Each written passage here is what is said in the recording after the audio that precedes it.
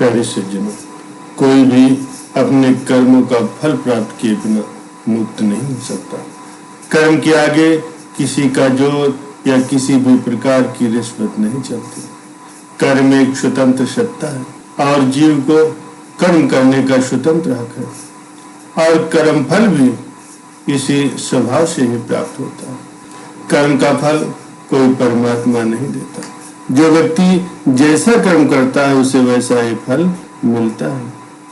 अच्छे कर्म का फल अच्छा और बुरे कर्म का फल बुरा मिलता है।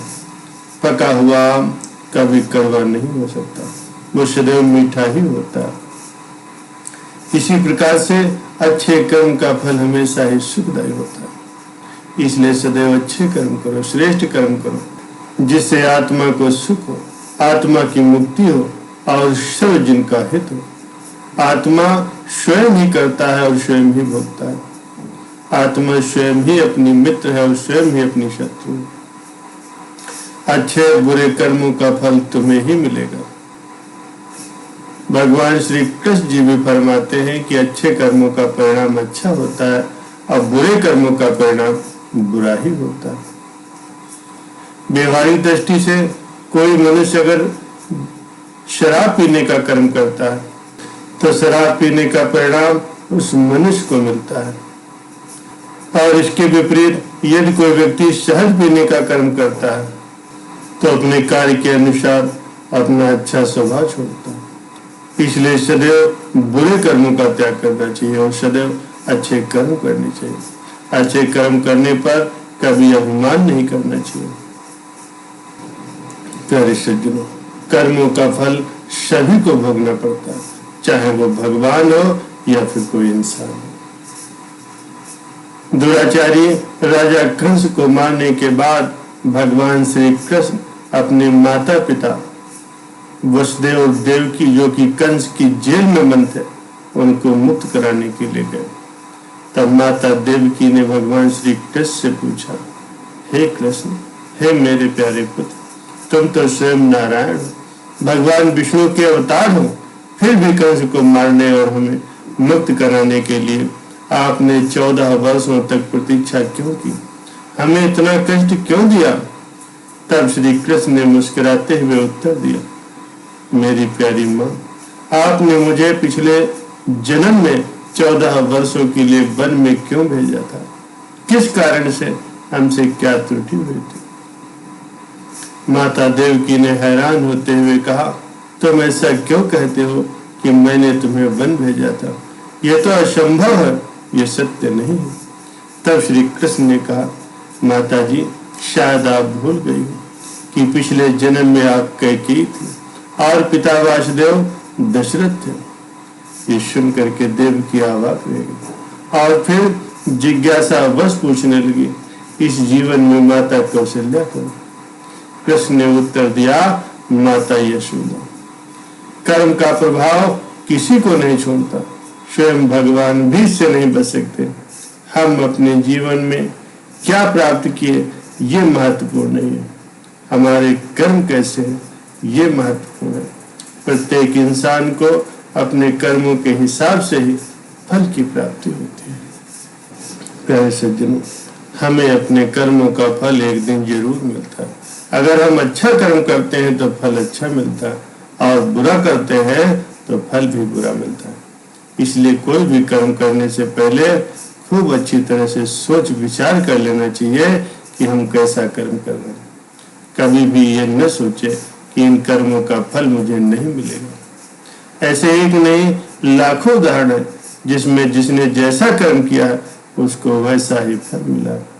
इसलिए कभी भी बुरा कर्म करना तो दूर, उसके बारे में सोचना भी नहीं। प्यारे सज्जनों, एक व्यक्ति मछली पकड़ रहा था। उसने मछली पकड़ी ही थी तभी एक दबंग व्यक्ति वहां पर पहुंच गया। वो बहुत ही बदमाश था। उसने उस मछली वाले से मछली छीन ली और ले गया। दबंग व्यक्ति मछली लेकर के जब जा ही रहा था तब तक वो मछली जिंदा ही थी। उस मछली ने उस दबंग व्यक्ति की उंगली में काट लिया। कुछ दिनों के बाद वो दबंग व्यक्ति को इतना दर्द होने लगा कि वो डॉक्टर के पास गया। डॉक्टर ने कहा, तुम्हें ये उंगली कटवानी पड़ेगी, क्योंकि इसमें जहर फैल चुका है। मजबूरीवश उस दबंग व्यक्ति ने अपनी उंगली कटवा ली। 1 महीने के बाद उस दबंग व्यक्ति को फिर से बहुत जोर से दर्द होने लगा। तब वो दबंग व्यक्ति फिर से डॉक्टर के पास पहुंचा। डॉक्टर ने कहा, घाव तो अब आगे बढ़ गया है, तुम्हारा पंजा काटना पड़ेगा। फिर वह मजबूरीवश पंजा कटवाने के लिए राजी हो गया और उसका पंजा कट गया।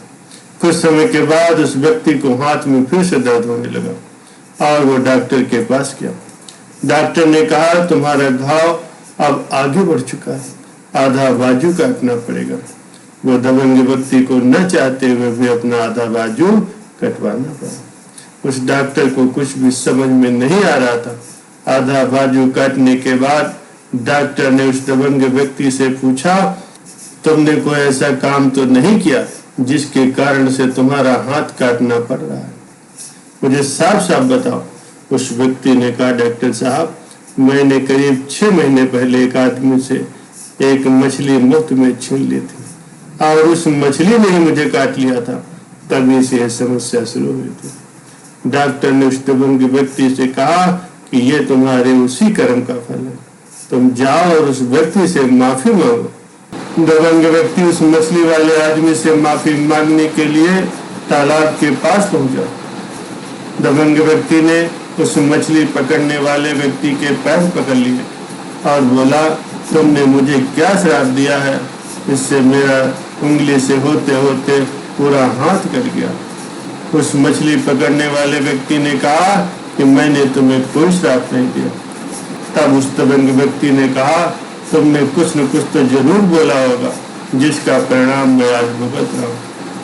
तब वो मछली पकड़ने वाले व्यक्ति ने कहा, तुमने जब मुझसे अपनी दबंगाई से मछली छीन ली, उस वक्त मैंने ईश्वर से केवल इतना ही कहा था कि हे ईश्वर, ये अपनी ताकत मुझे दिखा रहा है और तुम इसे अपनी ताकत दिखा दे रहे हो। बस इतना ही कहा था। प्यारे सज्जनों, हम गरीब, असहाय और अपने से कमजोर लोगों को परेशान तो कर सकते हैं, लेकिन जब ईश्वर अपनी ताकत दिखाने लगता है और बुरा करना शुरू करता है तो फिर इसका इलाज कहीं भी और किसी के पास नहीं होता। कोई भी व्यक्ति कितना ही ऊंचे पद पर ऊंची हैसियत रखता हो, लेकिन वो ईश्वर से ऊंचा नहीं हो सकता। इसलिए हमें कभी भी किसी के साथ बुरा कर्म नहीं करना चाहिए, कभी भी निर्धन, गरीब और असहाय व्यक्ति को नहीं सताना चाहिए, क्योंकि बुरे कर्मों का फल हमेशा ही बुरा होता है।